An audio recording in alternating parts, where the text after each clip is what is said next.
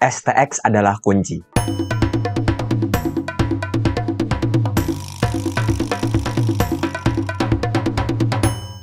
Halo semua, selamat datang di channel Pace Crypto.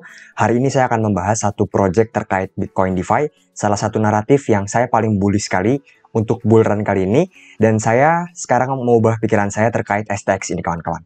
Mengapa? Karena Satoshi Pacemato pernah berbicara seperti ini kawan-kawan, dimana kemungkinan jikalau kalian ingin scale Bitcoin, solusinya adalah kalian menggunakan GPU yang sama tetapi blockchain yang berbeda. Inilah konsep dari Stacks sebetulnya. Dia mirip seperti Polygon versi Ethereum, tetapi jikalau Stacks ini adalah Polygon tetapi versi Bitcoin. Kita akan membahas mengapa menurut saya Stacks ini dapat berperforma sangat baik sekali. Walaupun sebetulnya saya cukup benci terkait Stacks karena saya benci terkait layer 2 dan sebagainya, tapi saya rasa Stacks ini memiliki peluang. Saya tidak bisa fade ataupun menghindari fakta ini kawan-kawan. Saya rasa Stacks adalah salah satu koin yang berpotensi untuk pump cukup tinggi dan juga anak-anaknya tentunya. Oke, saya akan membahas sebetulnya apa masalah besar bagi Bitcoin dan mengapa saya sangat bullish sekali terkait narasi Bitcoin DeFi. Terutama meta protokol sebetulnya. Yang pertama adalah dimana yang pertama miner ini memiliki dua sumber pendapatan. Jadi miner kalian pasti tahu dimana orang yang mining Bitcoin menggunakan GPU dan sebagainya memiliki dua sumber pendapatan. Yang pertama adalah mereka bermain puzzle dan menghasilkan uang. Yang kedua adalah mereka mendapatkan biaya transaksi pada suatu blok. Nah, kita akan bahas dari yang pertama, puzzle ini apa. Jadi sebetulnya para miner ini bermain puzzle, tetapi menggunakan GPU mereka untuk solve matematika tertentu, dan akhirnya mereka akan memproduksi suatu blok, kawan-kawan. Jikalau mereka berhasil memproduksi suatu blok, mereka akan diberikan reward. Nah, berikutnya kita lihat di sini, ada masalah besar dalam hal ini, di mana dalam game puzzle ini, setiap 4 tahun sekali, hadiahnya akan dipotong sebanyak 50%, ataupun dikenal sebagai halving.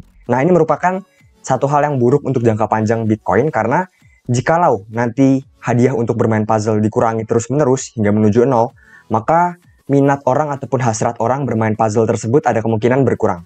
Berikutnya, fee kawan-kawan, Bitcoin sekarang dipantau sebagai emas. Nah, ini cukup mengkhawatirkan bagi saya, karena jikalau dipantau sebagai emas, artinya kemungkinan besar akan hanya di hold, disimpan dalam cold wallet dan sebagainya. Maka, biaya transaksi pada suatu blok akan cenderung kecil sekali kawan-kawan, dan saya rasa ini akan menjadi bahaya besar bagi keamanan Bitcoin, di mana untuk transaksi di Bitcoin sangat sepi. Berikutnya, para miner tidak mendapatkan hasil ataupun gaji yang cukup.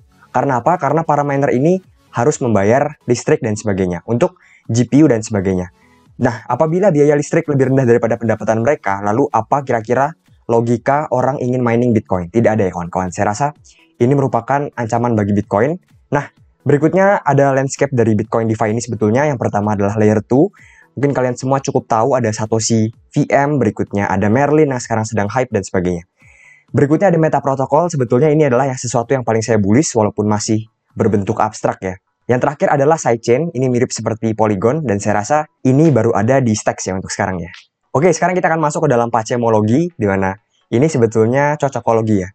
Yang pertama, saya ingin memperkenalkan kalian kepada satu chart ini. Ini merupakan chart left curve, berikutnya mid curve, dan juga yang paling terakhir yang OG ya, yang Sigma ya. Nah, saya rasa ini sangat realita dalam dunia kripto, dan ini sangat mempengaruhi harga kripto kawan-kawan. Jadi saya menyebutkan ini sebagai Sigma, Beta, dan juga Pigma, karena orang-orang ini biasa yang percaya koin P network kawan-kawan. Nah, tapi jangan disepelekan, karena terkadang Pigma ini adalah orang-orang yang justru berhasil, karena mereka tidak terlalu menganalisa secara repot-repot, mereka hanya mengikuti momentum, dan akhirnya mendapatkan cuan yang besar. Nah, saya akan bahas di sini kawan-kawan, di mana apa yang akan dipikirkan orang Pigma ini terkait Bitcoin DeFi.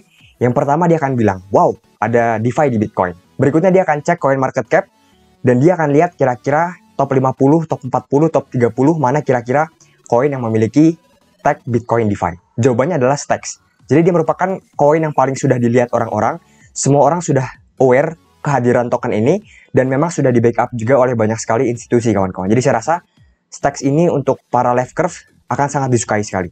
Berikutnya akan ada mid curve, di mana orang-orang yang suka mencari hidden gems, mereka tidak suka koin-koin yang sudah terkenal dan sebagainya, mereka akan kebingungan kawan-kawan. Karena sejauh saya mempelajari Bitcoin DeFi, belum ada yang sepenuhnya berhasil untuk membuat layer 2 di Bitcoin dengan cara apapun, optimistic rollup, ZK rollup dan sebagainya. Tidak ada yang berhasil untuk sekarang kawan-kawan. Nah, mungkin nanti Merlin akan menjadi yang pertama berhasil, tapi saya rasa mereka akan banyak sekali menghadapi food terkait ini, banyak sekali, sangat mudah sekali di food untuk narasi ini, Berikutnya mereka akan menyerah dan akhirnya mereka melihat harga STX naik. Berikutnya mereka akan masuk ke dalam STX. Nah, apa yang dilakukan oleh Sigma? Yang dilakukan oleh Sigma sangat menarik sekali. Dia sebetulnya hanya memframing ini semua. Dia hanya memantau ini semua. Dan dia menyebutkan bahwa STX adalah kunci. Momentum adalah kunci, kawan-kawan. Berikutnya saya akan membahas Stacks di sini. Simple saja mengapa Stacks ini saya sebut sebagai sidechain ataupun seperti Polygon. Karena yang pertama, ini ada hubungannya dengan miner ya, kawan-kawan. Jadi miner Bitcoin, setelah mereka menyelesaikan puzzle, mereka mendapatkan hadiah Bitcoin. Nah, berikutnya mereka harus mentransfer Bitcoin ini menuju stakers ataupun orang-orang dalam ekosistem Stacks ini. Inilah yang disebut konsensus baru, namanya adalah Proof of Transfer. Berbeda dengan Bitcoin yang menggunakan Proof of Work dan sebagainya, mereka memiliki konsensus sendiri, mereka memiliki blok sendiri, maka itu Stacks disebut sebagai sidechain. Mirip sekali dengan Polygon, kawan-kawan. Nah, berikutnya jikalau miner dari Bitcoin telah transfer Bitcoin mereka, miner akan membuat blok. Tetapi perbedaannya, di sini bukan blok biasa, karena apa? Karena jikalau di Bitcoin, blok sangat lambat sekali, tiap 10 menit sekali, tapi dalam Stacks ini nantinya blok akan terjadi sangat cepat sekali. Bahkan kalau nggak salah, 5 detik sekali kawan-kawan, karena dia memiliki sesuatu yang bernama microblok, ataupun dia mengkotak-kotakan setiap transaksi ya. Berikutnya para stakers nanti mendapatkan Bitcoin, sedangkan para miner nanti mendapatkan Stacks. Jadi ditukar ya, mendapatkan Stacks sekaligus biaya transaksi pada blok tersebut. Ini merupakan konsep dari Stacks. Berikutnya yang cukup unik adalah di mana nantinya transaksi di Stacks ini akan diupload kepada Bitcoin dalam bentuk hash ya. Ini cukup unik sebetulnya, karena ibaratnya jadi nanti semua data di Stacks akan terupload dengan keamanan di Bitcoin. Nah, ini merupakan konsep yang sangat unik sekali bagi saya. Ada banyak sekali aplikasi DeFi yang dapat dibuat, bahkan selevel Ethereum ya, untuk possibility DeFi yang dapat dibuat di Stacks ini. Dia memiliki bahasa baru, segala hal yang baru, saya rasa ini cukup menarik, dapat menjadi hype, dan sangat dicintai oleh SEC coin ini. Mungkin sekian dari saya, semoga bermanfaat.